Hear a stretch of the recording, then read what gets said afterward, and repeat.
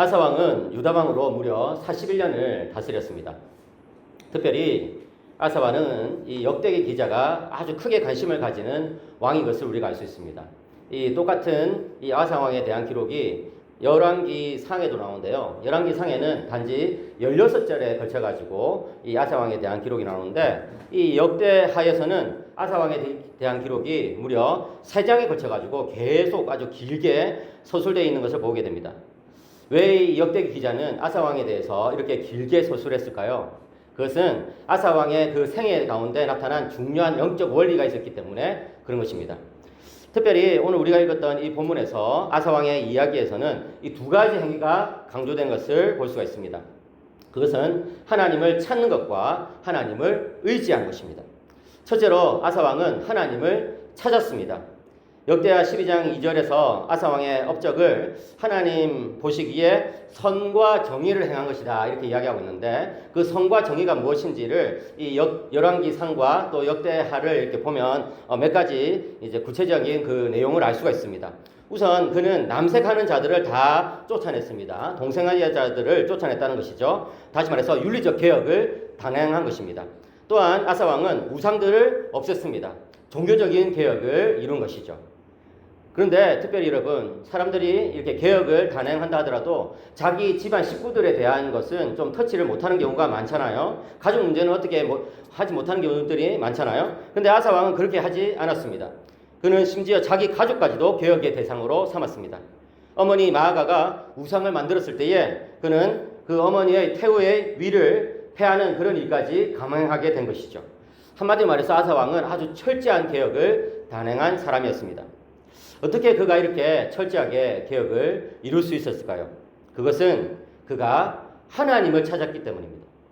사람을 찾은 것이 아니라, 또 어떤 프로그램을 찾은 것이 아니라 하나님을 찾았기 때문입니다. 아사는 그 사실을 분명히 인지하고 있었습니다.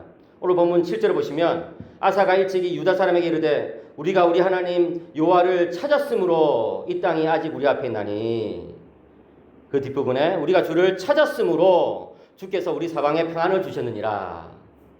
아사 왕은 주님을 찾은 사람이었습니다. 여기서 주님을 찾았다고 하는 이 말은 이 히브리어 원문을 보면 하나님께 구했다, 하나님께 여쭈어 보았다, 어떤 일이 생길 때마다 하나님께 이렇게 나아갔다, 이런 뜻입니다. 아사는 무엇을 하든지 하나님께 여쭈어 보고 행했습니다. 매사에 하나님을 구했습니다. 그랬더니 하나님께서 그에게 지혜를 주셨습니다. 사랑하는 여러분, 우리가 이 신앙생활을 생각할 때에 좀 착각하는 부분이 있는데요. 이 하나님께 구하고 하나님께 여쭙는 것은 교회에서만 하는 일이 아닌가, 이렇게 생각할 때가 있습니다. 그런데 결코 그렇지가 않습니다.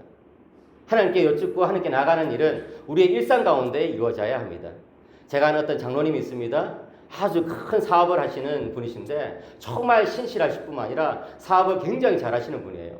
한 번은 제가 그 장로님께 찾아가가지고 장로님 어떻게 이렇게 사업을 잘하십니까? 라고 여쭈었더니 그 장로님께서 이렇게 말씀하십니다. 아이고 목사님, 저는 아무것도 몰라요. 저는 제가 할 줄 아는 것은 단지 새벽에 일어나가지고 조그만한 등불을 하나 켜고 책상머리에 앉아가지고 성경책 보면서 읽고 하나님 앞에서 지혜를 구하는 그것밖에 할 줄 모릅니다. 라고 이야기하더라고요. 물론 여러분, 그 장로님이 책을 굉장히 많이 읽으시는 분이시고 또 직원들과 함께 이 사업 구상을 위해서 또 많은 것들을 대화를 나누시는 그런 분이십니다. 근데 그럼에도 불구하고 그 장로님의 그 사업을 이끌어가는 데 있어서 핵심은 새벽에 일어나서 하나님께 여쭈어 보았다는 거예요. 하나님께 여쭈어 보았더니 하나님께서 그 길을 보여주셨다는 거예요. 자녀를 양육하는 것도 마찬가지 아닙니까? 제가 작년에 어떤 교회를 갔더니 이 젊은 목사님이 저한테 하소연을 하더군요. 아니 교수님, 우리 교회 젊은 엄마들은 저희 말을 듣지가 않습니다. 저희 설교를 잘 듣지가 않습니다. 그러면 누구 말을 듣습니까? 이렇게 얘기했더니 오은영 박사님 말을 듣는다는 거예요. 인터넷에서 오은영 박사님 말, 그래서 유튜브를 계속해서 보면서 자녀양육의 지혜를 그냥 거기서 다 얻는다는 거예요. 물론 여러분, 물론 인터넷에서 그런 지혜를 얻는 거 좋은 일이겠죠. 물론 우리가 그런 전문가들의 도움을 받는 건 좋은 일이겠죠. 그렇지만 그것은 그냥 일반화된 어떤 그런 내용 아니겠습니까? 자녀를 양육하는 데 있어서 정말 우리의 자녀, 우리의 아들, 딸을 양육하는 데 있어서 정말 특별한 지혜가 필요하지 않을까요? 예. 저도 저희 아이들이 어렸을 때 오은영 박사님 TV 또 이제 뭐 유튜브 이런 것들을 보면서 많이 이제 적용해 보았습니다. 그런데 잘 안 되더군요. 오 박사님은 되는데 우 박사는 왜 안 되냐? 저는 그런 생각을 많이 했습니다. 예. 왜 그럴까요? 이 일반화된 지리이기 때문에 우리 아이들에게 특수화된 어떤 그런 것들이 필요하거든요. 그런데 그런 지혜는 어디에 쓰었습니까? 하나님을 찾을 때에, 하나님께 여쭐 때에, 하나님께서 우리들에게 정말 고유하게 그런 지혜를 주시는 것이죠. 둘째로 아사왕은 하나님을 의지했습니다. 이 역대상 역대하에서 의지하다는 동사가요, 이 아사왕을 기록한 이 부분에 집중되어서 나오는 것을 볼 수가 있습니다. 하나님을 찾는 것이, 하나님께 여쭙는 것이 일상 가운데에 있어서 이제 아사왕의 그런 어떤 신앙적인 모범이었다고 한다면은, 하나님을 의지하는 것은 이 특별한 위기 상황 가운데 하나님만 온전히 바라보는 것을 뜻합니다. 오늘 본문 9절에 보시면 구스 사람 세라가 군사를 이끌고 유다를 치기 위해 쳐들어옵니다. 당시 아사왕의 군대는 58만 명 정도였습니다. 반면 세라의 군대는 100만 명이 넘었다고 이 본문에 기록되어 있습니다. 여러분, 58만 명 대 100만 명. 아사왕은 존망지추, 존속할 것이냐 아니면 멸망할 것이냐 하는 그런 기로에 서게 되었습니다. 이때 아사의 선택은 무엇이었습니까? 그는 싸워보지도 않고 항복하는 그런 겁장이가 아니었습니다. 그는 사신을 급하게 보내가지고 화친을 청하는 외교 전략을 쓰지도 않았습니다. 그는 다른 나라의 원군을 요청하는 그런 기지를 발휘하지도 않았습니다. 오히려 그는 그냥 기도했습니다. 11절을 보십시오. 아사가 그의 하나님 여호와께 부르짖어 이르되 여호와여, 힘이 강한 자와 약한 자 사이에는 주밖에 도와주리가 없사오니 우리 하나님 여호와여, 우리를 도우소서. 우리가 주를 의지하며 주의 이름을 의탁하고 이 많은 무리를 치러 왔나이다. 여호와여, 주는 우리 하나님이시오니 원하건대 사람이 주를 이기지 못하게 하옵소서 하였더니, 여기 보시면 아사가 그의 하나님 여호와께 부르짖어 이르되라고 되어 있습니다. 평소에 아사가 하나님께 그냥 조용히 여쭈었다면, 물어보았다면 정말 이 위기의 순간에 아사는 하나님께 부르짖었습니다. 정말 열심히 부르짖었습니다. 특별히 여기에 그의 하나님 여호와께라는 표현이 중요합니다. 아사는 평소에 하나님과 관계가 정말 좋았기 때문에 이 위기의 순간에도 하나님과 독대할 수 있습니다.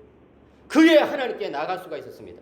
이 문제를 오직 하나님의 도우심으로 이기기를 원했던 것이죠. 이 급박한 순간에, 절체절명의 이 순간에 그는 오직 하나님만 찾았습니다.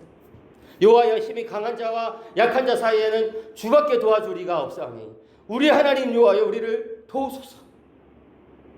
이제 나의 하나님에서 우리 하나님으로 아사는 나아가면서 기도하고 있습니다. 나를 평소에 도와주신 하나님, 우리 공동체를 살려주시옵소서. 내가 평소에 여쭈었을 때 나에게 지혜를 주신 하나님, 우리 이 민족을 살려주옵소서라고 하면서 아사는 정말 민족을 대표해서 기도하고 있습니다. 우리가 주를 의지하오니 주의 이름을 의탁하오니 사람이 주를 이기지 못하게 하옵소서. 이 얼마나 대단한 믿음의 기도입니까? 아사가 이렇게 하나님께 온전히 의지하였을 때 하나님께서 일하기 시작했습니다. 여호와께서 구스 사람들을 아사와 유다 사람들 앞에서 치시니 구스 사람들이 도망하는지라. 하나님께서 구스 사람들을 어떻게 쳤는지는 우리는 알 수가 없습니다. 그 군대 안에 전염병을 보내셨는지, 아니면 그 안에서 자기들끼리 무슨 어떤 갈등이나 권력투쟁이 일어나게 됐는지, 아니면 뭐 쓰나미나 지진 같은 천재지변을 보내셨는지 우리는 알 수가 없습니다. 하지만 분명한 것은 하나님께서 이 전쟁을 자신의 전쟁으로 여기셨다는 것입니다. 그래서 하나님께서 아사에게 승리를 주셨다는 사실입니다. 사랑하는 우리 고신의 가족 여러분, 우리가 하나님을 적당히 의지하면 우리의 문제는 하나님의 문제가 아니라 여전히 우리의 문제로 남아 있습니다. 그러면 굳이 하나님이 우리를 도와주실 필요가 없게 되는 것이죠. 그런데 우리가 정말 하나님을 온전히 의지하면, 전심으로 의지하면, 하나님만 바라보면 우리의 문제는 더 이상 우리의 문제가 아니라 하나님의 문제가 되어버립니다. 그러면 그때부터는 하나님이 일하시기 시작합니다. 왜냐하면 하나님이 자신을 온전히 의지하는 자를 버리시게 되면 하나님의 영광에, 하나님의 영예에 문제가 생기기 때문입니다. 우리가 하나님을 온전히 의지하면 하나님은 우리를 돕지 않을 수가 없습니다. 아사 왕이 하나님만 의지할 수 있었다면 우리는 더더욱 하나님만 의지해야 할 이유가 있습니다. 로마서 8장 32절을 보십시오. 사도 바울이 이렇게 말씀하십니다. 자기 아들을 아끼지 아니하시고 우리 모든 사람을 위하여 내주시니가 어찌 그 아들과 함께 모든 것을 우리에게 주시지 아니하겠느냐. 대답은 뭡니까? 모든 것을 우리에게 주신다는 거예요. 저는 자식이 없었을 때는 이 구절이 잘 이해가 안 됐습니다. 자식을 내주셨다는 것이 도대체 무슨 말이냐. 그런데 지금 아들도 있고 딸도 있는 지금은 이 구절이 더 이해가 안 됩니다. 어떻게 자식을 내줍니까? 어떻게 부모가 다른 사람 살리려고, 다른 사람 잘되게 하려고 자식을 내줍니까? 사랑하는 여러분, 하나님이 우리를 위해서 그 아들 예수 그리스도를 주셨다는 것은 하나님께서 우리에게 가장 큰 사랑을 보여주신 그 사건입니다. 하나님께서 우리에게 그 아들을 내주셨다고 한다면 다른 모든 것들을 주시지 않겠습니까? 이 사실을 믿으신다면 이번 학기도 정말 아사왕처럼 하나님께 이렇게 나갔으면 좋겠습니다. 강한 자와 약한 자 사이에는 주밖에 없사오니. 여러분들 개인적인 삶에 어떤 문제가 있습니까? 몸이 아프십니까? 가정에 어려움이 있습니까? 이렇게 기도하시기 바랍니다. 하나님, 강한 자와 약한 자 사이에는 주밖에 도와줄 리가 없사오니. 우리 대학에 이번 가을에도 산적한 문제가 있지 않습니까? 이렇게 기도했으면 좋겠습니다. 강한 자와 약한 자 사이에는 주밖에 도와줄 리가 없사오니 우리 하나님 여호와여 우리를 도우소서. 강한 자와 약한 자 사이에는 주밖에 도와줄 리가 없사오니. 이 믿음 가지고 이번 학기도 하나님 안에서 하나님을 찾으며 하나님을 의지하며 나가는 모든 분들 되시기를 주님의 이름으로 간절히 축복합니다.